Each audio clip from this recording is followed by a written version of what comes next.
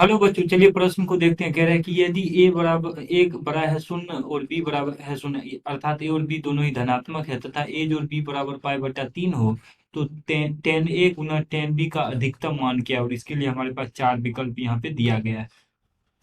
तो दिए गए प्रश्न के लिए हमारे पास जो मुख्य अवधारणा है, मुख्य अवधारणा यदि हम इस प्रश्न के लिए देखें तो मान लीजिए ए बड़ा है शून्य और बी बड़ा है शून्य से, दो ए और बी दो हमारे पास संख्याएं हैं। तो ए जोड़ बी बटा दो हमेशा बड़ा या बराबर होता है वर्गमूल ए बी के बराबर, या यूं कहें कि ये हमारे पास दो संख्याओं के लिए ए बी के की घात एक बटा दो ऐसे लिखते हैं। और इसको हम बोलते हैं ए एम बड़ा या बराबर होता है जी एम के।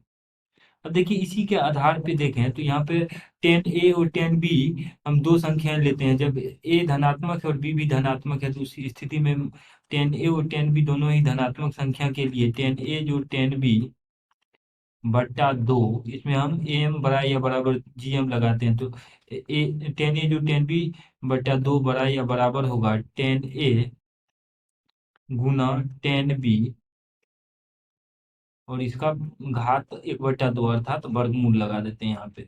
इसको एक गुना कर देते हैं दो से, तो ये आ जाएगा हमारे पास टेन ए।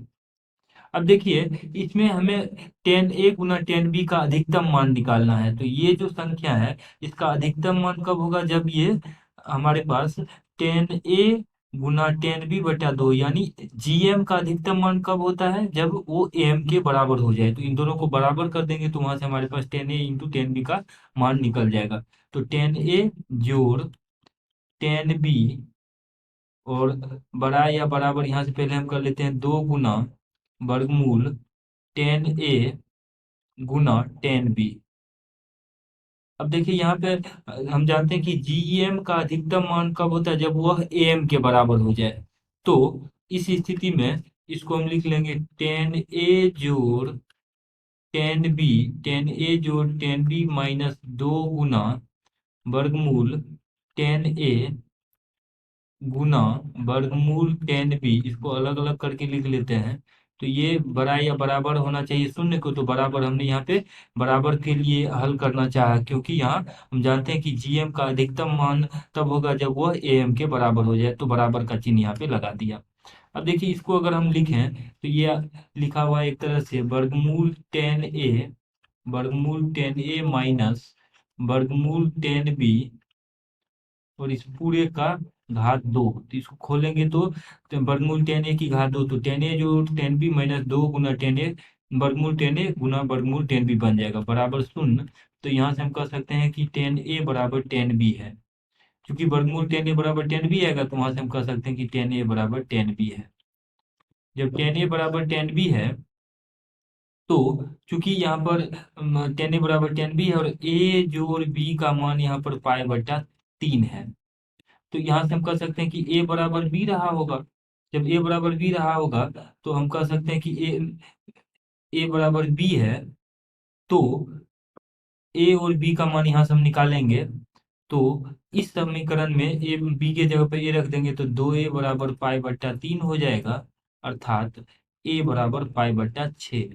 और ए बी के ही बराबर है तो बी बराबर भी पाई बट्टा 6 आ जाएगा। अब ये हम कब हल किए हैं, जब हम जीएम बराबर ए एम के, अर्थात जीएम जो है अधिकतम मान, जीएम का अधिकतम मान लिखे। तो जीएम यानी वर्गमूल टेन ए टेन बी का अधिकतम मान, अर्थात टेन ए गुना टेन बी का अधिकतम मान। तो इस तरीके से हम कह सकते हैं, इसीलिए टेन ए गुना टेन ए गुना टेन बी का अधिकतम मान, अधिकतम मान आ जाएगा ए बराबर बी बराबर पाई बट्टा 6 पे। तो ये आ जाएगा टेन पाई बट्टा 6 गुना टेन पाई बट्टा 6। तो इसका अधिकतम मान 10 पाई बट्टा 6 पे आएगा। अब देखिए 10 पाई बट्टा 6 का जो मान होता है, हम जानते हैं कि पाई बट्टा 6 यानी 10 30 डिग्री का मान 1/वर्गमूल 3 होता है, गुना में 1/वर्गमूल 3। इसको हल करेंगे तो इसका मान आ जाएगा 1/3 के बराबर। अर्थात टेन ए गुना टेन बी का अधिकतम मान 1/3 हो जाएगा। अगर विकल्प में देखें तो 1/3 जो है विकल्प बी में है, तो बी हमारा सही उत्तर हो जाएगा। आशा करते हैं कि इस प्रश्न का हल आपको समझ में आया होगा। धन्यवाद।